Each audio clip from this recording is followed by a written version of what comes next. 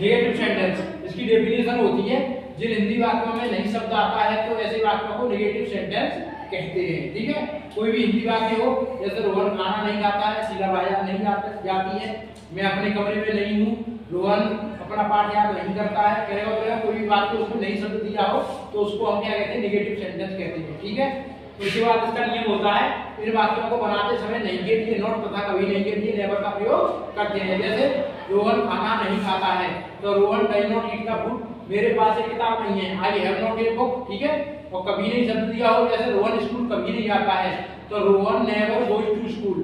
ठीक है, कभी नहीं शब्द दिया होगा तो उसके लिए नेवर का यूज करते हैं, और यदि ओनली नहीं शब्द दिया हो तो उसके लिए नॉट का प्रयोग करते हैं।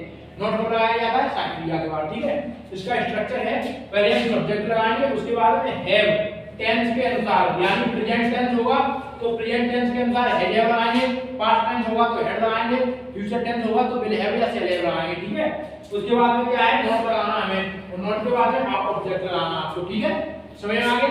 अब एग्जांपल लिया है, शीला के पास एक किताब नहीं है, तो ठीक है, हमें पता चल गया है किसका टेंस है, प्रेजेंट का, क्योंकि लास्ट में ह दिया है।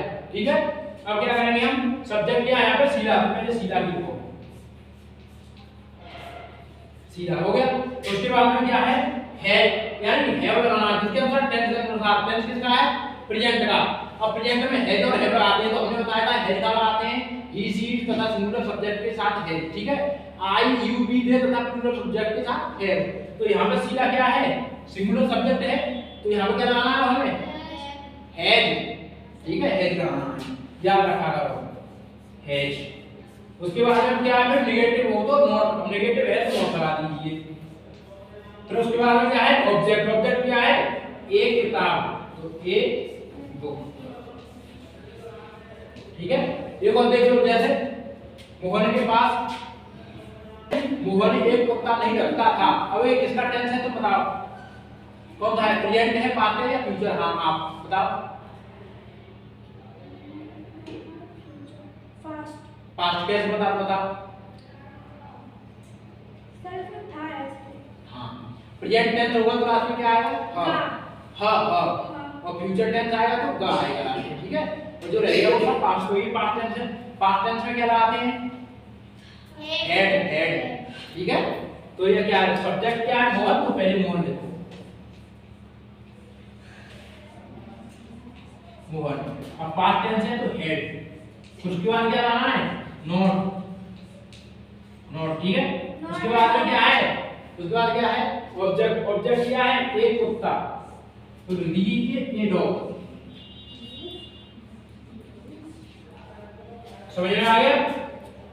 अब कर लोगे सेंटेंस, आपको कोई दिक्कत नहीं है, रखता ही क्या लगेगी सर, कुछ भी नहीं। वो मोहन एक कुत्ता नहीं रखता है, रखता, पास, रखता, रखती, रखते, ये शब्द है, इसकी पहचान है कि इसमें हैव का प्रयोग करना है।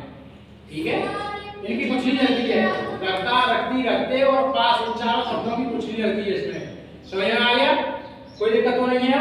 हैव का मतलब ये होता है, या तो टेंस प्रेजेंट टेंस में हो तो हैव का प्रयोग करेंगे, पास्ट टेंस होगा तो हैव का प्रयोग करेंगे, और फ्यूचर टेंस होगा तो विल हैव, शैल हैव का प्रयोग करेंगे। ठीक है, ये कभी भी निकालना तो कोई ये नहीं कहेगा कि हैव का प्रयोग, विल हैव का प्रयोग, शैल हैव का प्रयोग किया है, हैव का प्रयोग, यही कहा जाता है यूज ऑफ हैव का प्रयोग। ठीक है, हैव। फिर इसमें टेंस के अनुसार लगाते हैं, यदि टेंस प्रेजेंट टेंस में होगा तो हैड या हैव का यूज करेंगे, पास्ट टेंस में होगा तो हैड लगाएंगे, फ्यूचर टेंस होगा तो विल हैव या शैल हैव लगाएंगे। समझ में आ गया।